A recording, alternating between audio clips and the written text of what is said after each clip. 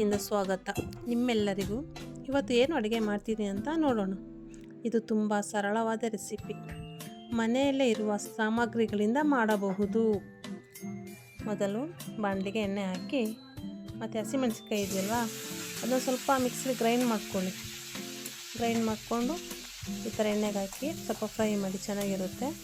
ಮತ್ತು ಬೆಳ್ಳುಳ್ಳಿ ಶುಂಠಿ ಅದು ಅಷ್ಟೇ ಫ್ರೈ ಮಾಡ್ಕೊಂಡು, ಆಮೇಲೆ ದಪ್ಪ ಮೆಣಸಿನ್ಕಾಯಿ ಇದೆಯಲ್ವಾ, ಅದು ಬೇಕಾದರೆ ಹಾಕ್ಕೊಳ್ಳಿ, ನನಗೆ ತುಂಬ ಇಷ್ಟ ಅದು, ಅದಕ್ಕೆ ಹಾಕ್ಕೊಂಡಿದ್ದೀನಿ. ಮತ್ತು ಈರುಳ್ಳಿ ಹಾಕ್ಕೊಂಡು ಸ್ವಲ್ಪ ಫ್ರೈ ಮಾಡಿ, ಅದು ಎಲ್ಲ ಚೆನ್ನಾಗಿ ಫ್ರೈ ಆಗಬೇಕು.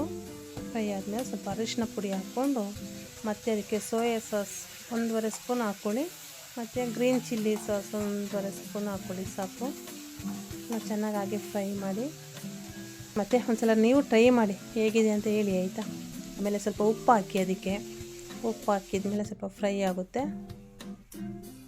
ಮತ್ತು ಚಿಕನ್ ಇರುತ್ತಲ್ಲ, ತೊಳೆದಿಟ್ಟಿರೋ ಚಿಕನ್ ಹಾಕ್ಕೊಂಡು ಸ್ವಲ್ಪ ಅದನ್ನ ಹಾಗೆ ಫ್ರೈ ಮಾಡಿ, ಆಮೇಲೆ ಅದಕ್ಕೆ ತಟ್ಟೆ ಮುಚ್ಚಿಡಬೇಕು. ತಟ್ಟೆ ಮುಚ್ಚಾದಮೇಲೆ ಲಾಸ್ಟಿಗೆ ಕಾರ್ನ್ಫ್ಲೋರ್ ಇದೆಯಲ್ವಾ, ಅದು ಸ್ವಲ್ಪ 1.5 ಸ್ಪೂನ್ ಸಾಕು, ಹಾಕ್ಕೊಂಡು ನೀರು ಹಾಕ್ಕೊಂಡು ಚಿಕನಿಗೆ ಹಾಕ್ಬಿಡಿ. ಅದನ್ನ ಒಂದು 5 ನಿಮಿಷ ಕುದೀಲಿ.